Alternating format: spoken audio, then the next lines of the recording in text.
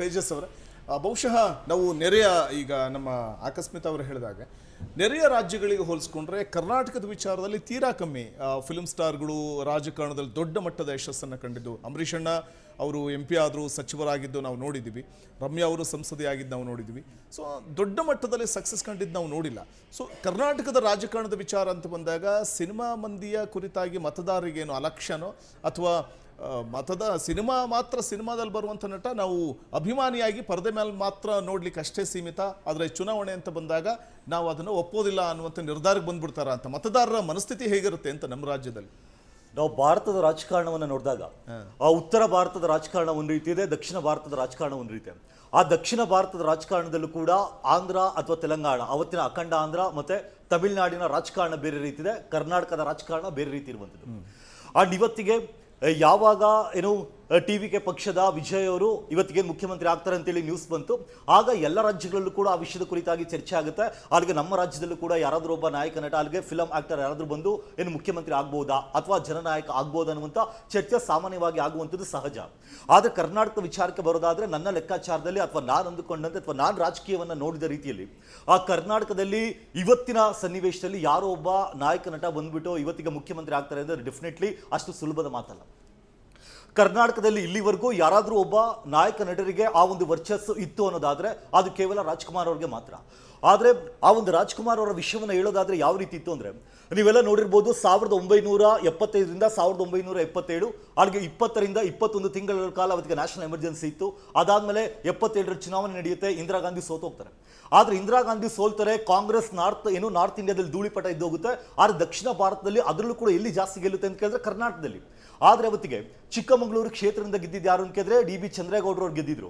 ಆದ್ರೆ ಚಂದ್ರೇಗೌಡರು ಅವ್ರೇನ್ ಮಾಡ್ತಾರೆ, ತನ್ನ ಸ್ಥಾನವನ್ನು ಬಿಟ್ಕೊಟ್ಟು ಯಾರನ್ನ ಕರೆಸ್ಕೊಳ್ತಾರೆ ಇಲ್ಲಿಗೆ ಅಂತ ಕೇಳಿದ್ರೆ ಇಂದಿರಾ ಗಾಂಧಿ ಅವ್ರನ್ನ ಕರೆಸ್ಕೊಳ್ತಾರೆ. ಆಗ ಇಂದಿರಾ ಗಾಂಧಿ ಯಾವಾಗ ಇಂಡಿಯನ್ ನ್ಯಾಷನಲ್ ಕಾಂಗ್ರೆಸ್ ಇಂದ ಚಿಕ್ಕಮಗಳೂರಲ್ಲಿ ಕಂಟೆಸ್ಟ್ ಮಾಡ್ತಾರೆ ಅಂತ ಗೊತ್ತಾಯ್ತು, ಆಗ ಜನತಾ ಪಾರ್ಟಿ ವಿರುದ್ಧವಾಗಿದ್ದವ್ರು ಯಾರು ಅಂತ ಕೇಳಿದ್ರೆ ಜನತಾ ಪಾರ್ಟಿ. ಆಗ ಜನತಾ ಪಾರ್ಟಿ ಯಾರಾದ್ರೂ ಒಬ್ಬ ನಾಯಕ ಅಥವಾ ಯಾರಾದ್ರೂ ಒಬ್ಬ ವ್ಯಕ್ತಿ ಇಂದಿರಾ ಗಾಂಧಿನ ಸೋಲಿಸಬಹುದು ಅಂತ ಕರ್ನಾಟಕದಲ್ಲಿ ಇದ್ದಂತ ವ್ಯಕ್ತಿ ಯಾರು ಅಂತ ಕೇಳಿದ್ರೆ ಅಲ್ಲಿಗೆ ಯಾರು ರಾಜ್ಕುಮಾರ್ ಅವ್ರ ಹೆಸರು ಕೇಳಿ ಬರುತ್ತೆ. ಇತ್ತೀಚೆಗೆ ನಾನೇ ಯಾವುದೋ ಒಂದು ಇಂಟರ್ವ್ಯೂನ ನೋಡ್ತಿದ್ದೆ, ದೊರೆ ಭಗವಾನ್ ಕಾರಣ ರಾಜ್ಕುಮಾರ್ ಅವ್ರ ಜೊತೆಯಲ್ಲಿ ಹಲವಾರು ಮೂವಿಗಳನ್ನ ನಿರ್ದೇಶನ ಮಾಡಿರುವಂಥದ್ದು ದೊರೆ ಭಗವಾನ್. ಅದೇ ದೊರೆ ಭಗವಾನ್ ಅವ್ರು ಹೇಳ್ತಾರೆ, ಅವತ್ತಿಗೆ ಜನತಾ ಪಾರ್ಟಿಯವರು ರಾಜ್ಕುಮಾರ್ ಅವ್ರನ್ನ ಹುಡುಕ್ತಾ ಇರುವಂತಹ ಸ್ಥಳಗಳಿಲ್ಲ. ಅವತ್ತಿಗೆ ರಾಜ್ಕುಮಾರ್ ಇದನ್ನ ಸಹಿಸ್ಕೊಳ್ಳಿಕ್ಕಾಗದೆ ನಾನು ಇಲ್ಲಿದ್ರೆ ಇನ್ನೆಲ್ಲಿ ನನ್ನ ವೆಪನ್ ಆಗಿ ಬಳಸ್ಕೊಳ್ತಾರೋ, ನನ್ನ ಟೂಲ್ ಆಗಿ ಬಳಸ್ಕೊಳ್ತಾರೆ ಅಂತ ಹೇಳಿ ಅವತ್ತಿಗೆ ರಾಜ್ಕುಮಾರ್ ಎಲ್ಲಿಗೆ ಹೋಗಿದ್ರು ಅಂತ ಕೇಳಿದ್ರೆ ಚೆನ್ನೈ ಹತ್ರ, ಅಲ್ಲಿಂದ ಎಲ್ಲೋ 100 ಕಿಲೋಮೀಟರ್ ದೂರದಲ್ಲಿರುವಂತ ಯಾವುದೋ ಒಂದು ಫಾರ್ಮ್ ಹೌಸ್ ಅಲ್ಲಿ ಅವಿತ್ ಕೂತಿರ್ತಾರೆ. ಇವ್ರ ಕಾಟ ನನಗೆ ಬೇಡ ಅಂತ.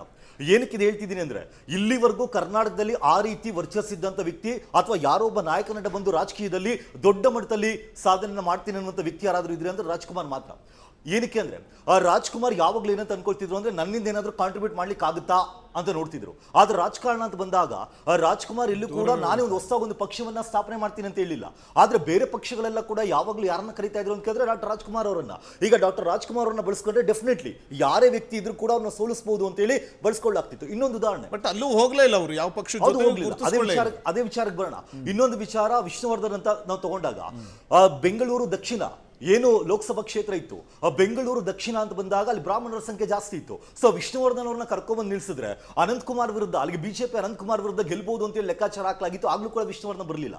ಆದ್ರೆ ಇಲ್ಲಿ ಪ್ರಮುಖವಾಗಿ ನಾವು ನೋಡ್ಬೋದು ಏನು ಅಂದ್ರೆ ಬೇರೆ ಬೇರೆ ರಾಜ್ಯಗಳಲ್ಲಿ ಕೂಡ ತುಂಬಾ ಜನ ಬಂದಿದ್ದಾರೆ. ಈಗಾಗಲೇ ನಾವು ತಮಿಳುನಾಡು ತಗೊಂಡಾಗ, ಈಗ ನಾನು ಏನಕ್ಕೆ ಈ ರೀತಿ ಇದನ್ನ ಹೇಳ್ತಿದ್ದೀನಿ ಅಂದ್ರೆ ನೀವು ಸಿನಿಮಾ ಅಂತ ನೋಡಿದಾಗ ತಮಿಳುನಾಡು ಮತ್ತು ಆಂಧ್ರ ಅವೆರಡಕ್ಕೂ ಕೂಡ ಅದು ವೇ ಆಫ್ ಲೈಫ್, ಅದು ಜಸ್ಟ್ ಎಂಟರ್ಟೈನ್ಮೆಂಟ್ ಆಗಿ ಉಳಿದಿಲ್ಲ. ಆದ್ರೆ ಕರ್ನಾಟಕದಲ್ಲೂ ಕೂಡ ಅದು ಇನ್ನೂ ವೇ ಆಫ್ ಲೈಫ್ ಆಗಿದೆ ಅಂತ ನನಗೆ ಅನಿಸ್ತಿಲ್ಲ. ಇವತ್ತಿಗೆ ನಾರ್ಮಲಿ ನೋಡೋದಾದ್ರೆ, ರಾಜಕೀಯವಾಗಿ ನೋಡೋದಾದ್ರೆ ಅದು ಜಸ್ಟ್ ಎಂಟರ್ಟೈನ್ಮೆಂಟ್ ಅನ್ಸುತ್ತೆ. ಏನಕ್ಕೆ ಅಂದ್ರೆ ಇಲ್ಲಿವರೆಗೂ ಅಂತ ಕ್ರೌಡ್ ಪುಲ್ಲರ್ ಬೇಕು. ಯಾವುದೋ ಫಿಲಮಲ್ಲಿ ಬಂದು ಮಾಡುವಂಥದ್ದು ಬೇರೆ ಇದೆ, ಅದು ರಾಜಕಾರಣ ಅಂತ ಬಂದು ಇಲ್ಲಿ ರಾಜಕೀಯವಾಗಿ ಇರೋದು ಬೇರೆ ಇದೆ. ಕಾರಣ ಇವತ್ತಿಗೆ ಭಾರತದ ದೊಡ್ಡ ನಾಯಕ ನಟರು ಅಂತ ನೋಡಿದಾಗ ಅಮಿತಾಬ್ ಬಚ್ಚನ್ ಕೂಡ ಒಬ್ರು. ಇದೇ ಅಮಿತಾಬ್ ಬಚ್ಚನ್ 1984ರಲ್ಲಿ ಯಾವಾಗ ಇಂದಿರಾ ಗಾಂಧಿ ಸಾವನ್ನಪ್ತಾರೆ, ಆಗ ರಾಜೀವ್ ಗಾಂಧಿಯ ಫ್ರೆಂಡ್ ಆಗಿದ್ರು. ಆಗ ರಾಜೀವ್ ಗಾಂಧಿಯನ್ನ ಕರ್ಕೊಂಡ್ಬಂದು ಚುನಾವಣೆ ನಿಲ್ಲಿಸ್ತಾರೆ. ಆಗ ಅಲಹಾಬಾದ್ ಚುನಾವಣೆಯಲ್ಲಿ ನಿಂತು ಇವತ್ತಿನ ಪ್ರಯಾಗ್ರಾಜ್ ಏನಿದೆ ಅವತ್ತಿಗೆ 10 ಲಕ್ಷಕ್ಕೂ ಅಧಿಕ ಮತದಿಂದ, ಅವತ್ತಿಗೆ 10 ಲಕ್ಷಕ್ಕೂ ಅಧಿಕ ಮತದಿಂದ ಅವತ್ತಿಗೆ ಅಮಿತಾಬ್ ಬಚ್ಚನ್ ಗೆಲ್ತಾರೆ ಅಲಹಾಬಾದಲ್ಲಿ. ಆದ್ರೆ 2 ವರ್ಷ ಅವ್ರು ಇದ್ದಿದ್ದು 1987ರಲ್ಲಿ ನಂಗೆ ರಾಜಕೀಯ ಆಗೋದಿಲ್ಲ ಅಂತೇಳಿ ಅಮಿತಾಬ್ ಬಚ್ಚನ್ ಅವತ್ತಿಗೆ ರಾಜೀನಾಮೆಯನ್ನು ಕೊಟ್ಟು, ಕಾರಣ ಬೋಫೋರ್ಸ್ ಹಗರಣದಲ್ಲೂ ಕೂಡ ಅವ್ರ ನೇಮ್ ಕೇಳಿ ಬರುತ್ತೆ. ಆಗ ರಾಜೀನಾಮೆಯನ್ನು ಕೊಟ್ಟು ಕೆಳಗಿಳಿತಾರೆ.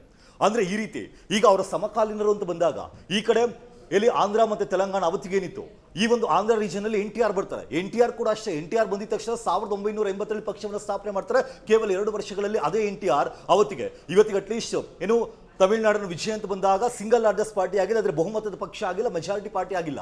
ಆದ್ರೆ NTR ಯಾರ ಹೊತ್ತಿಗೆ crowd puller, biggest crowd puller ಇದ್ರು, ಅದೇ NTR ಅವತ್ತಿಗೆ ಏನ್ ಮಾಡ್ತಾರೆ ಅಂದ್ರೆ ಮೆಜಾರಿಟಿ ಪಾರ್ಟಿಯಾಗಿ ಹೊರಹೊಮ್ತಾರೆ. ಅದೇ ಸಂದರ್ಭದಲ್ಲಿ ಅವ್ರಿಗಿಂತ ಹಿಂದೆ ಈಗಾಗಲೇ MGR ಬಂದಿದ್ರು.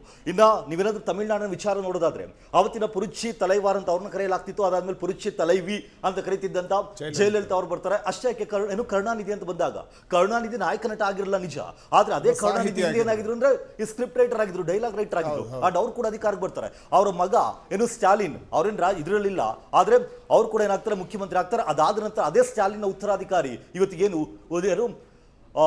ಅವರ ಮಗ ಉದಯನಿಧಿ. ಆ ಉದಯನಿಧಿ ಕೂಡ ಇವತ್ತಿಗೆ ಏನಾಗಿದ್ರು ಅಂತ ಕೇಳಿದ್ರೆ ಡೆಪ್ಯೂಟಿ CM ಆಗಿದ್ದು, ಅಲ್ಲಿಗೆ ಅವರು ಕೂಡ ಏನಾಗಿದ್ರು ಅಂತ ಕೇಳಿದ್ರೆ ನಾಯಕ ನಟ ಆಗಿದ್ದು. ಅಂಡ್ ಆ ರೀತಿ ನೋಡಿದಾಗ ಕರ್ನಾಟಕದಲ್ಲಿ ಆ ರೀತಿ ಇವತ್ತಿಗೆ ಈ ಸಂದರ್ಭದಲ್ಲಿ ಯಾರೋ ಒಬ್ಬ ವ್ಯಕ್ತಿ ಬಂದು ನಾಯಕ ನಟ ಬಂದು ಆ ರೀತಿ ದೊಡ್ಡ ಮಟ್ಟದಲ್ಲಿ ಕಮಾಲ್ ಮಾಡ್ತಾರೆ ಅನ್ನೋದು ಡೆಫಿನೆಟ್ಲಿ ಸುಳ್ಳು. ಇತ್ತೀಚೆಗೆ ಕನ್ನಡಿಗರಲ್ಲಿ ಒಂದು ಆಶಾಭಾವನೆ ಮೂಡಿತ್ತು. ಯಾವಾಗ ಅಂದ್ರೆ ಉಪೇಂದ್ರ ಅವರು ಯಾವಾಗ ಪ್ರಜಾಕೀಯದ ಬಗ್ಗೆ ಮಾತಾಡ್ತಾರೆ ಆಗ ಒಂದಿಷ್ಟು ಜನರಿಗೆ ಅನ್ಸಿತ್ತು ನಿಜ. ಆದ್ರೆ ನನ್ಗನ್ನಿಸ್ತಂಗೆ ಇಲ್ಲಿವರೆಗೂ ಕೂಡ ಪ್ರಜಾಕೀಯ ಟೇಕ್ ಆಫ್ ಆಗಿಲ್ಲ.